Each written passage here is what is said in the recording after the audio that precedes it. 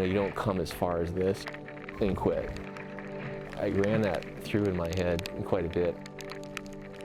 A trip or an adventure, or however you want to refer to it, of this duration, you owe it to your former self to keep going. It's like you think about all the effort that you've put into that point, and you think about who you were back then, giving it your all. In the shoes I'm in right now, I owe it to me back there. Like, I can't quit now. That's just not an option. I'm not going to quit.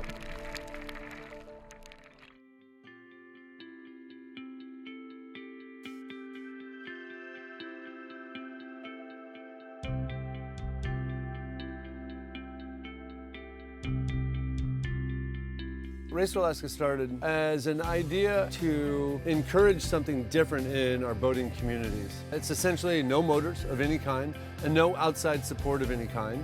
If you're foolhardy, it's the most dangerous thing you'll ever encounter. Competing for the full race, we now have 33 in Victoria that are eligible to make it all the way to Ketchikan. It's a 750-mile race. The qualifying leg was 2 days ago, and then tomorrow is the starting gun for the rest of the race, about 710 miles up the Inside Passage. Last year, 2016, I was the only paddleboarder that raced in the Race to Alaska. I didn't back out for any reason other than failed equipment. I really want to paddle this race, and I want to get it done. I fully expect I'm going to lose it when I come across the finish line. It means everything to me. I've been sore for 3 years training for this thing, but I really believe this is possible, and I want to be the one to do it the first time.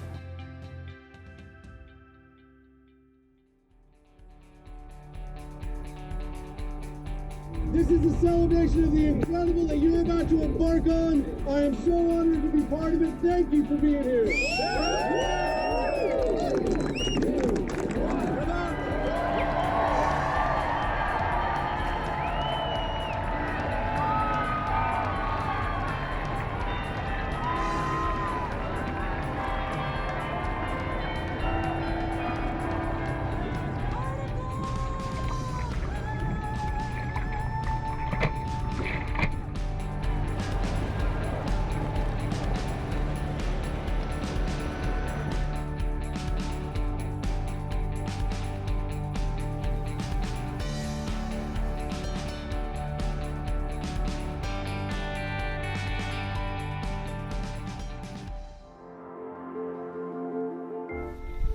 Day one, 48 miles.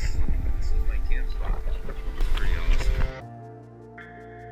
They had agreed right out of the gate when they started this race that there would be no paddleboarders. So to get into the race, I really had to fight for it. My whole life has been centered around listening to the weather radio and making decisions based on that. Reading the water, reading the clouds, and then just the ability to suffer a little bit day after day,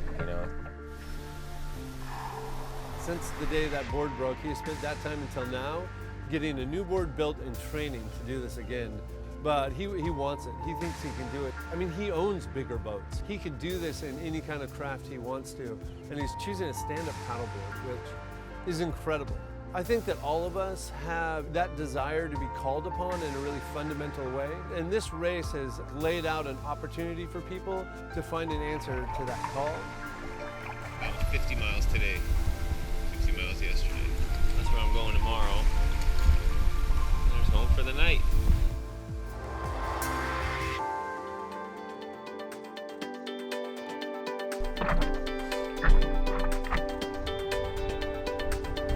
All the other experiences that I've had in the outdoors and climbing and everything, there's this understanding that yes, there will be low points, and there's an acceptance of that on one level, but also this knowledge that it won't last.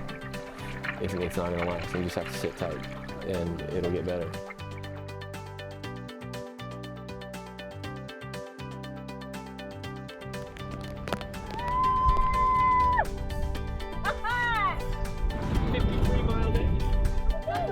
Not so bad.